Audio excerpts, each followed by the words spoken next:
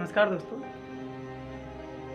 दोस्तों ज़िंदगी में कभी कभी छोटी छोटी गलतियाँ इतना बड़ा दुख ला सकती हैं, इतनी बड़ी प्रॉब्लम्स पैदा कर सकती हैं कि इंसान शायद ही सोच सकता हो।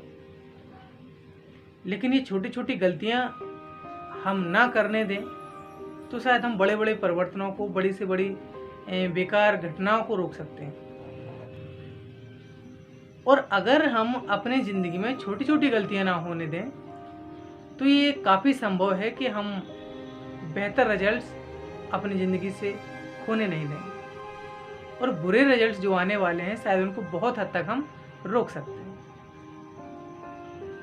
आप आज की जो कहानी है इसमें सिर्फ एक ही चीज़ समझेंगे कि कैसे छोटी छोटी गलतियां इंसान के जीवन में बहुत बड़े जो बेकार रिजल्ट्स होते हैं वो ले आती हैं। और उनके अलावा सेकंड चीज़ ये भी सोचेंगे कि अगर छोटी छोटी गलतियां हम ना होने दें तो ज़िंदगी भर पछताने भर के लिए रह जाएं, ऐसा कभी नहीं होगा।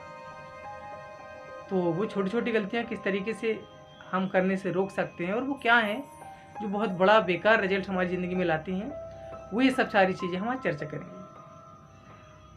नमस्कार दोस्तों, मेरा नाम अभिषेक और आज मैं एक कहानी के माध्यम से गलतियों पर ही चर्चा करूंगा। और कहानी इस तरीके से है कि एक कसाई था, उस कसाई की एक पत्नी थी, उसके 3 छोटे छोटे बच्चे थे। लेकिन उसे ये पता नहीं था कि ज़िंदगी में कब कितने दूर तक खुशियां हैं और कितने दूर आगे गम का अंधेरा छाने वाला है। एक दिन कसाई अपनी दुकान पर थोड़ा जल्दी चला जाता है, उसका टिफिन बन के तैयार नहीं हो पाता है, उससे याद नहीं रहता और वो ये चीज़ कह देता है कि कोई दिक्कत नहीं, बच्चे के यहाँ तो टिफिन भेज देना। बच्चा उस समय जो उसका सबसे बड़ा था, उसकी कोई ज़्यादा महज एज ज़्यादा नहीं रही होगी, उसकी उम्र रही होगी समथिंग 8 से 9 साल। जो उससे छोटा बच्चा था उसकी उम्र रही होगी समथिंग 4 से 5 साल और उससे जो सबसे छोटा बच्चा था वो समथिंग 6-7 महीने का रहा होगा। और ये सारा उनका एक परिवार था। तो हुआ क्या कि उसने जब ये चीज़ बोल दी कि बच्चे के द्वारा टिफिन भेज देना, दोपहर में उसकी पत्नी ने खाना बनाया और खाना बनाने के बाद बच्चे को टिफिन लगा के दे दिया कि लो बेटा और दुकान पे जाके पापा को दे आओ। जब बच्चा वहाँ टिफिन लेके गया तो उस टाइम पे उसके जो पापा थे वो एक बकरे को हलाल कर रहे थे, बकरे को काट रहे थे। और उसने वो चाकू भी देखी, बकरी को कैसे काटते हैं ये भी देखा और देखा कि बच्चा ये सब चीज़ बड़ी गौर से देख रहा है। तो उसने बोला नहीं बेटा तुम घर जाओ, ठीक है, बहुत देर हो जाएगी, जल्दी जाओ घर, ठीक, मम्मी वेट कर रही होगी। उसने जल्दी से बच्चे को वहाँ से भगा दिया। लेकिन बच्चा रास्ते भर वही सारी चीज़ें सोचता आया कि कैसे पापा ये सब करते हैं, कैसे कर लेते हैं, मैं भी करने की कोशिश करूँगा, ट्राई करूँगा। क्योंकि बच्चे का दिमाग क्या होता है, एक कोरा कागज़ है, वो जो देखता है वो करने की कोशिश करता है। छोटे बच्चे कोरे कागज़ की तरह होते हैं। कोई भी चीज़ हो, चाहे वो आँखों के जरिए हो, कानों के जरिए हो, अगर सुनाई देगी, दिखाई देगी तो वो वैसा करने की कोशिश करते हैं और वैसा सीख भी जाते हैं। तो वो सारी चीज़ें उसके माइंड पे अंकित हो गई और वो घर आया। घर पे आने के बाद उसे एक चाकू दिख गई और वो चाकू देख के बड़ा खुश हुआ, अरे वाह, ऐसी चाकू तो पापा के पास है। और वो चाकू लेके वो ऊपर चला गया। ऊपर गया तो ऊपर उसका छोटा भाई खेल रहा था छत पे। तो छोटे भाई से एक चीज़ बोलने लगा, पता है पापा दुकान पे कैसे काम करते हैं? बोले कैसे काम करते हैं, मुझे नहीं पता है। बोले तुम लेटो मैं बताता हूँ तुम्हें कैसे काम करते हैं। तो छोटा बच्चा जो लेट गया तो सबसे बड़े बच्चे ने, जो समथिंग 8 से 9 साल का महज रहा होगा, उसने क्या किया, उसकी गर्दन पे चाकू चला दी। और जब उसे चाकू लगी तो वो बहुत तेज चिल्लाया, फड़फड़ाने लगा। उसकी आवाज़ सुनी नीचे उसकी माँ ने। माँ उस टाइम पे सबसे छोटे वाले बच्चे को टब में नहला रही थी और जब उसने बीच वाले बच्चे की इतनी तेज चीख सुनी तो वो एकदम से भूल गई कि मैं क्या कर रही हूँ और वो एकदम से उस बच्चे को देखने के लिए चल पड़ी, उस बच्चे को वहीं टब में छोड़ के। उसे याद ही नहीं रहा। और जब वो ऊपर गई तो देखा कि बच्चा खून से लथपथ था और दूसरा वाला जो बच्चा था वो हाथ में छुरी लिए बहुत जोर से डर से काँप रहा था, पट्टी के पास खड़ा। तो माँ उसकी तेज बहुत गुस्से से देखी और उसकी तरफ जैसे ही दौड़ी नाराज होके, वो बच्चा इतना ज़्यादा डर गया कि उसने सोचा ऐसा ना हो कि हमें मम्मी पकड़ लें तो बहुत ज़्यादा मारे, और वो छत से कूद गया। ऊपर एक बच्चा फड़फड़ाते हुए मर गया, नीचे दूसरा वाला गिरा और वो भी मर गया। जब ये घटना उसकी मम्मी ने देखी तो उसका दिमाग खराब हो गया। अचानक उसे याद आया तीसरे बच्चे के बारे में, और जब वो दौड़ती हुई बेहताशा भागी, नीचे आई, देखा तब तक बच्चा टब में डूब के मर गया।